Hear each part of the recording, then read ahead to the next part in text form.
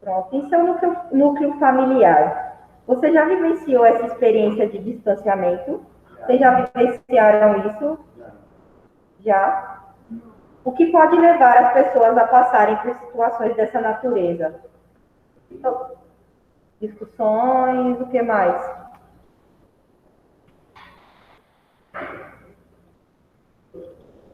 A questão também, igual como falamos nos capítulos anteriores sobre o uso da tecnologia, vocês acham que isso também não influencia nesse distanciamento? Porque aí as pessoas passam a maior parte do tempo, às vezes, né, dentro de casa, mas um está no notebook, o outro na televisão, enfim. E aí acabam se distanciando por conta disso. Ou outros conflitos, né, também, por né, relações pessoais ali.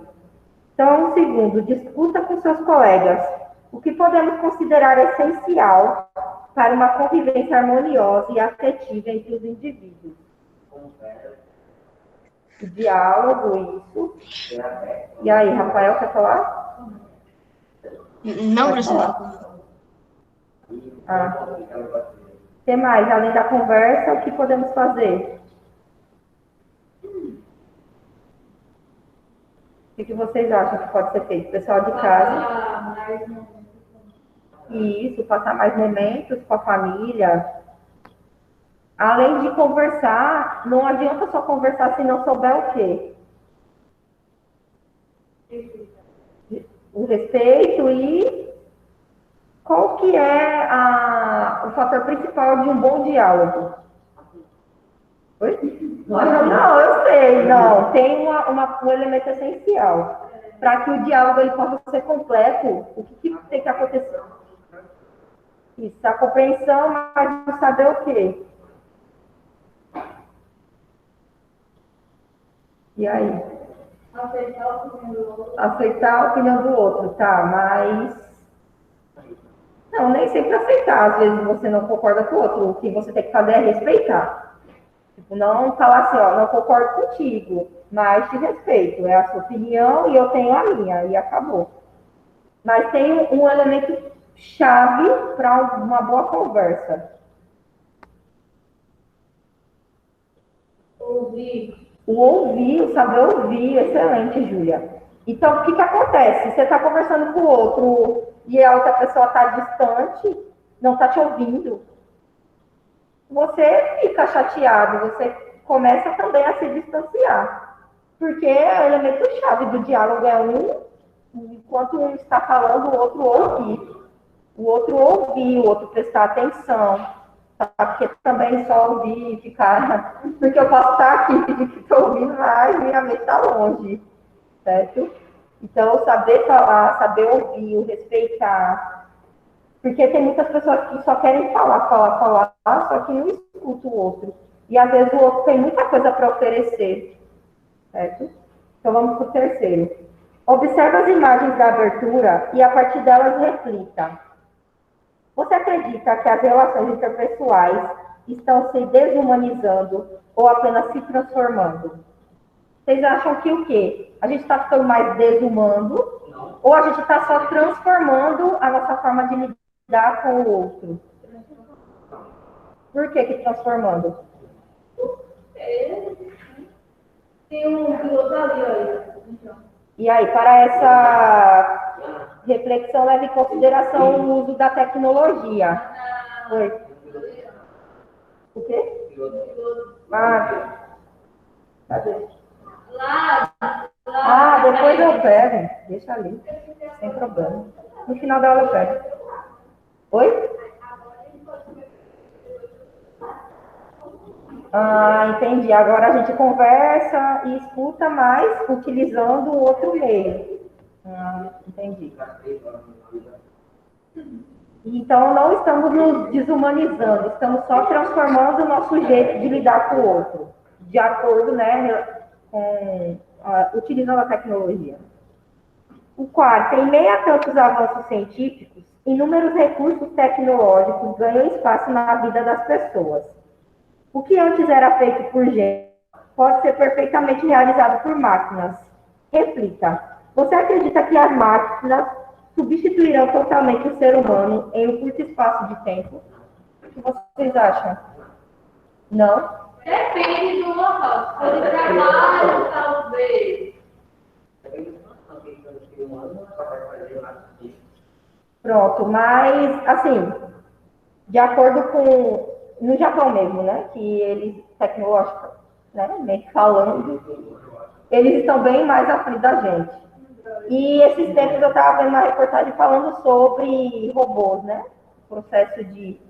E eles estavam criando robôs que, se você olha, você se assusta, parece um ser humano. Mas, assim, mais a questão de sentimento, de emoções, você ainda percebe que ele não deixou, né, de ser um robô. Mas, é como a Júlia falou, no aspecto de trabalho, existem muitas profissões que estão sendo substituídas por máquinas. Isso assusta, porque daqui a alguns anos essas pessoas podem estar aí, né, desempregadas, se elas também não acompanharem. Por exemplo, existem fábricas que antigamente, para se fazer determinados produtos, era manual. Eu precisava de... Hoje em dia, ainda precisa do ser humano? Precisa. Mas essa pessoa ela precisa dominar aquela máquina. Então, ela só vai manipular, né, para que a máquina possa fazer tudo por ela. Porém, se a gente comparar, por exemplo, no século XIX, determinadas indústrias precisavam de, ou século XX, né, foi a explosão, né, a Revolução Industrial, início do século XX, entre o século XIX, o número de funcionários, ou seja, o número de pessoas que faziam aquele determinado produto era maior. Hoje em dia, uma só pode dominar a máquina toda. Ou seja, o que 10 pessoas antigamente faziam, hoje uma só pode fazer. Então, isso também é alarmante, porque, olha, né, 9 pessoas aí podem, né, não poder ingressar, enfim, né, começaram a ficar à mercê, né? Então, são mais pessoas. Entretanto, surgiram profissões que vieram com a tecnologia. Então, por exemplo, um responsável pelo TI. Não existia essa profissão. Hoje, nós temos aí. Então, o mercado cresceu para ela. Até a minha profissão hoje, quem diria, de um ano para o outro, ano passado, a gente estava falando em sala, enfim, que não era para vocês usarem o celular. Hoje em dia, vocês tiveram que... A gente estava obrigando vocês a usarem o celular. Né? Antes não podia ter o computador em sala, tinha uma sala específica. Agora os computadores estão em sala.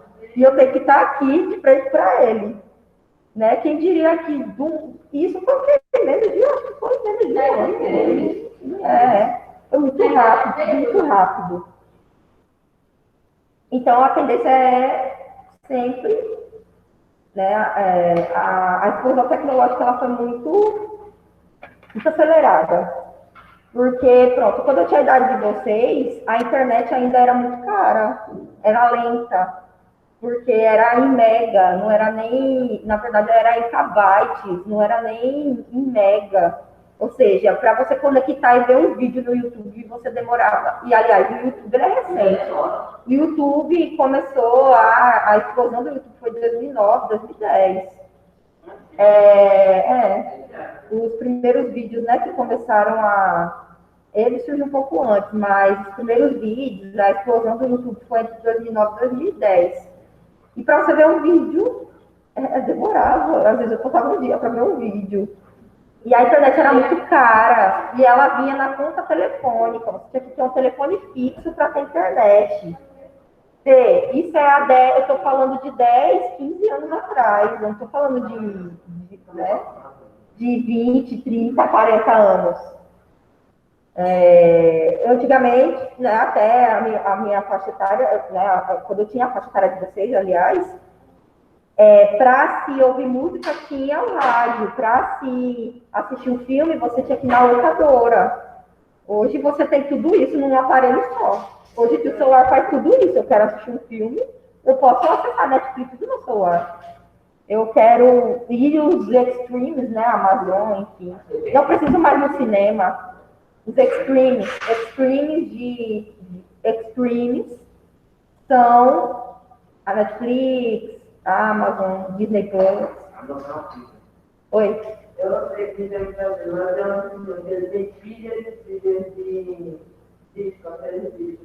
de vinil. Ele faz coleção, né? Ah, bom pra ele, que já equivale.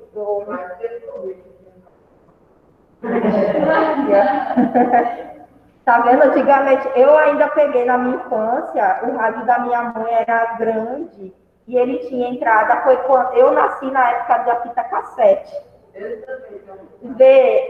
vou fazer 30 anos atrás, era 30, menos, 25, 20 anos atrás, era fita cassete, né? Era o disco, fita cassete, aí começou, meu irmão tinha um Walkman, que era um aparelho deste tamanho, que é estilo celular, hoje que faz tudo isso, né?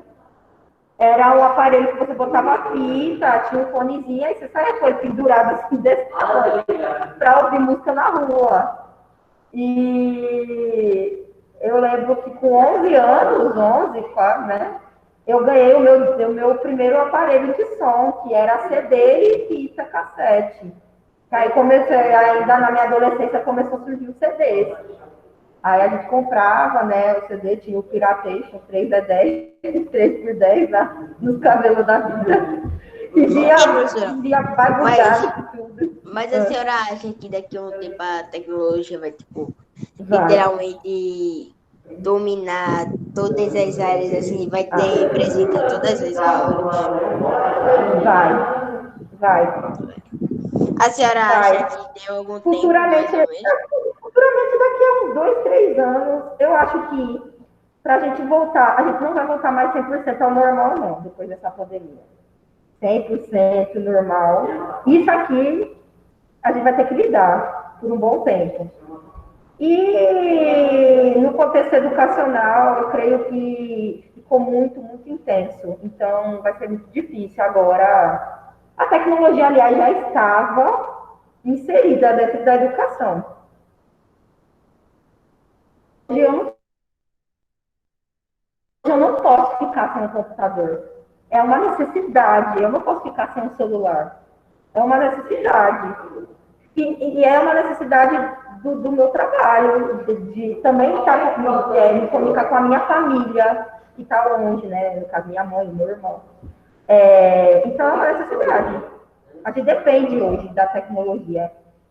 Igual, vai no mercado, você está no mercado, o sistema do mercado cai. Acabou, ninguém consegue comprar nada.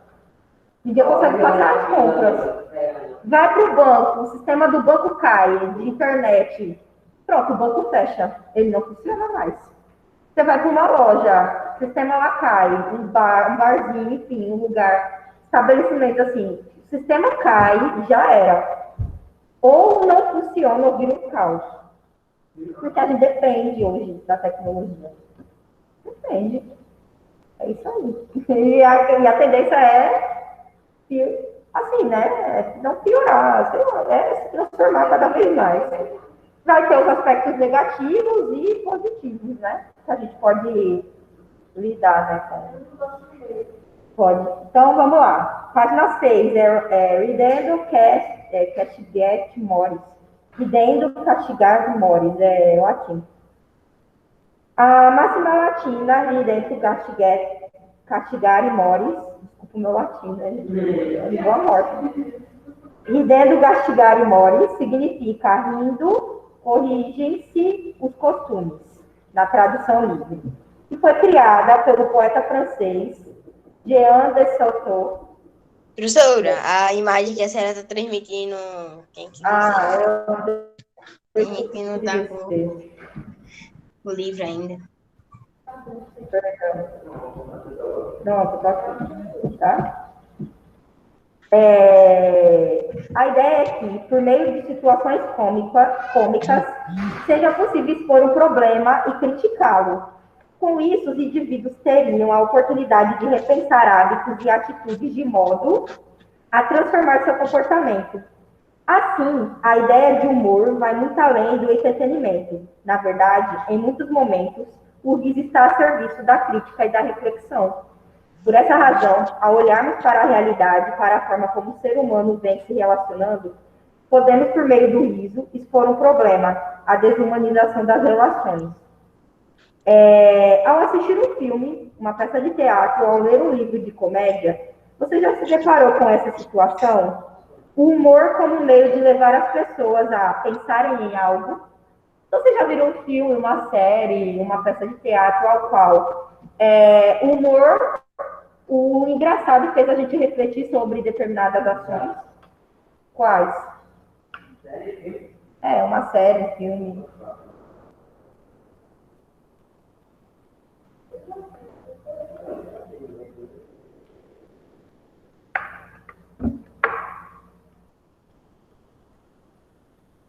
E aí? A senhora está falando da primeira questão, né, professora? Isso, a primeira questão. Você já deparou. Vocês acham que o humor pode levar a pessoa a pensar, refletir sobre algo? E aí?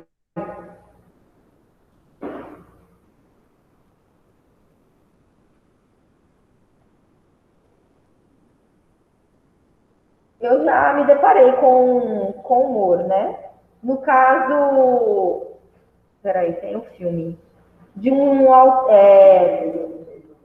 filme de um diretor espanhol que eu gosto muito, que chama Pedro Almodóvar.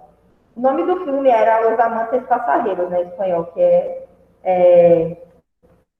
esqueci o nome em português. No caso, que ele tem uma outra tradução. Pode falar, Rafael. Pode falar. Professora, eu acho que, por exemplo, eu acho que tudo que tem algum sentido leva as pessoas a pensarem, sabe? Não só um. Eu acho. Pronto, você já viu alguma. Você conseguiu refletir, assistindo uma série, um filme, algo de comédia, te fez refletir a pensar sobre algo, já fez te refletir a pensar em uma situação, enfim. Sim. Ok, oi? Quando ela voltar, assim. Pronto. O segundo, no sétimo ano, é porque aqui ele vai dizer o seguinte, que no sétimo ano vocês estudaram crônica de humor. É porque o material, como é novo, o material do sétimo vem o gênero crônica de humor. Porém, o material do ano passado de vocês só vinha o gênero crônica, em geral. Eu posso ter até citado para vocês um pouco da crônica de humor, mas a gente não se aprofunda, a gente fala mais da narrativa, no material antigo, tá? A crônica de humor basicamente tem a mesma estrutura do gênero crônica normal, né? Qual é o principal fato, né? A principal estrutura da crônica? É pegar um fato do cotidiano, tá? E transformar. O gênero crônico ele é interessante porque ele tem a relação entre a literatura e a realidade. Então, ele faz esse leque. Eu vou pegar algo do cotidiano e vou criar uma história em cima disso.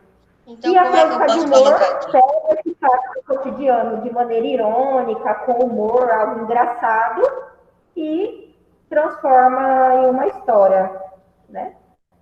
Que recursos podemos usar para a construção de um texto humorístico? Um texto humorístico, um texto que requer humor, o que a gente pode utilizar? Piadas. Que recursos a gente pode utilizar? Uma piada... Oi? Tendo piadas. Recursos que a gente pode utilizar para um texto ficar engraçado, um texto de humor. Rimas. Vai ser um lado poético, rimas. Eu coloquei piadas e tinha colocado dois, né? Isso, uma situação... Tá, mas eu posso usar de ironia? que vocês acham? Ironia não é engraçado? Quando eu faço um jogo de palavras, ironia. Engraçado, não é? Então, o elemento principal de uma crônica de humor é a ironia. Aí eu posso colocar piadas e ironias, professora?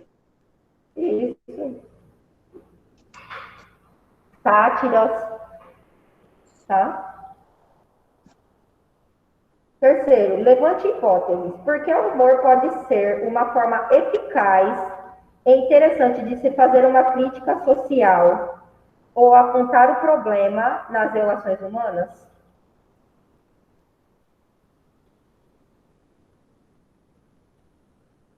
E aí, por que o humor ele pode ser interessante e eficaz? Eu acho que é porque, por se tratar de uma ironia, acaba tendo algumas referências de problemas da realidade. Uhum.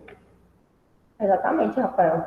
Então, o Rafael disse assim que conter ironia pode trazer essa relação da proximidade com a realidade, com o que vivenciamos no dia a dia. E na concepção pode trazer isso de uma maneira mais leve. Então, uma crítica mais. Porque, assim, se a pessoa achar engraçado, ela vai refletir ao mesmo tempo, né, de uma maneira não tão pesada. Isso, a facilidade da compreensão, que Maria Clara falou, fica muito fácil, mais fácil de entender, porque está muito próximo, né, das pessoas. Então, aqui, a seguir, vocês vão ler um conto de humor. Então, a gente vai fazer a leitura. Se der tempo, a gente começa. Tem as questões, né, voltadas. Aí eu vou deixar como tarefa, então, a página 8, 9. Eu não vou judiar de vocês, não, tá? Eu vou deixar só a página 8 e 9. 8 e 9, professora? Tá? Não fica muita coisa. Uhum. Páginas 8 e 9, tá? Deixa eu anotar aqui.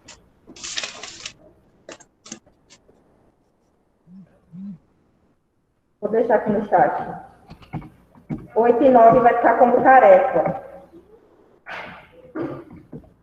Páginas 8 e 9, tarefa, tá? Para segunda-feira a gente fazer a correção.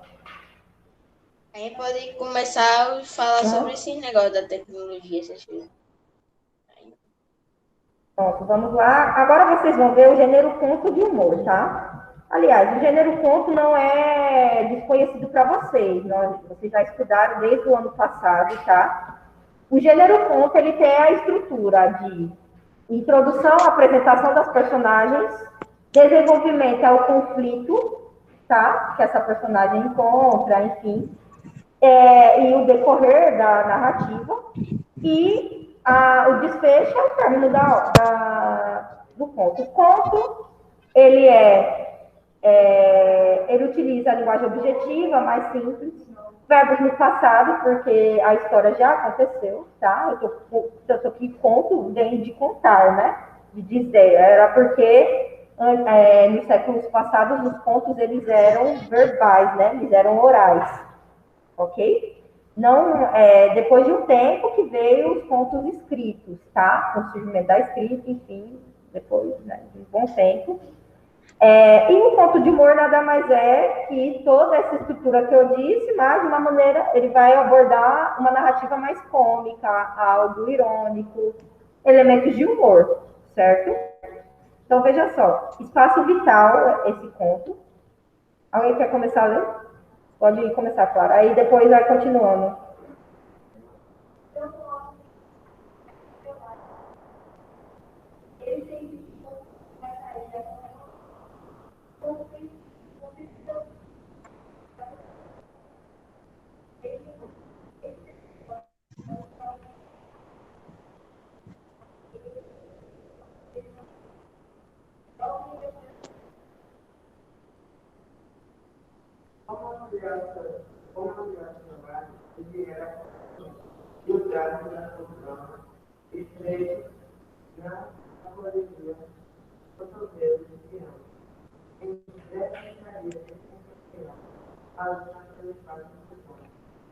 Talvez não tão correta quanto a Segunda Guerra Nacional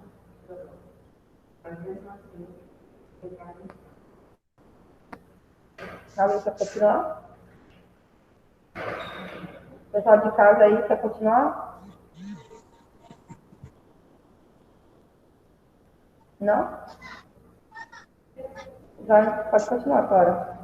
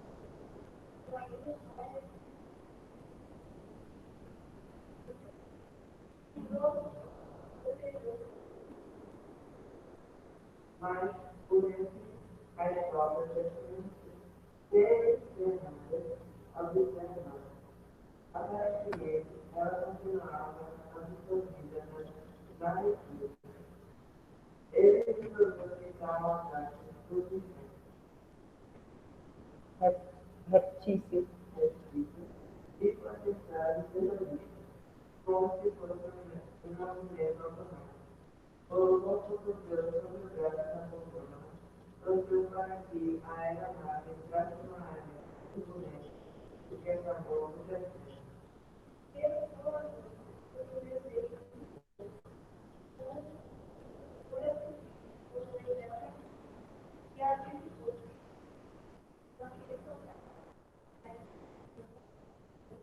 Iwo Jima.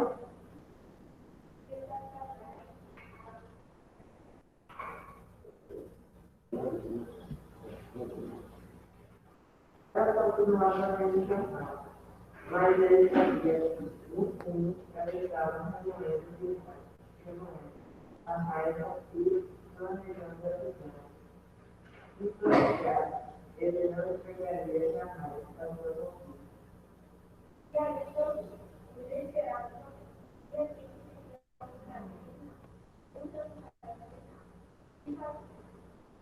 Levantar-se para perceber o gesto da cobrança e nunca mais me fazer. Foi efetivamente. Durante longos minutos, permaneceu com o e aí ele respondeu ansiosamente. O comandante ficava pousando.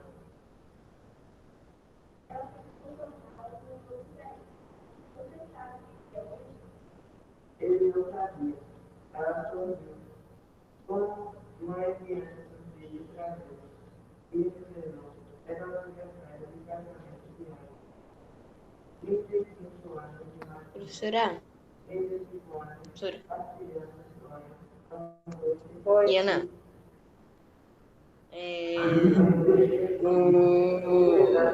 A gente tá escutando, a gente não tá escutando nada que o Vitor tá falando. Quando ele terminar aí, a senhora vai falar? Oi? É Luiz. Sim, não, ele leu aqui o conto. Vocês não estavam acompanhando a leitura? Não, Conseguiriam eu entender tava o que lendo o conto estava falando? individualmente, mas Pronto, eu não tava escutando o que ele tava lendo. pronto. É porque aí acontece, infelizmente, como ele está longe de mim, aí não tem como, às vezes, escutar no momento da leitura. Mas aí eu vou explicar para vocês. na próxima aula. Na próxima aula, o que o Tom estava dizendo, e a gente vai discutindo as questões, tá? Então, eu vou finalizar aqui a gravação. Acaba Ok? a aula. Páginas 8 e 9 para a tarefa. Isso. Vou encerrar. Tchau, pessoal. Até a próxima aula, tá? Vou encerrar aqui, o pessoal já está descendo. Até. Até.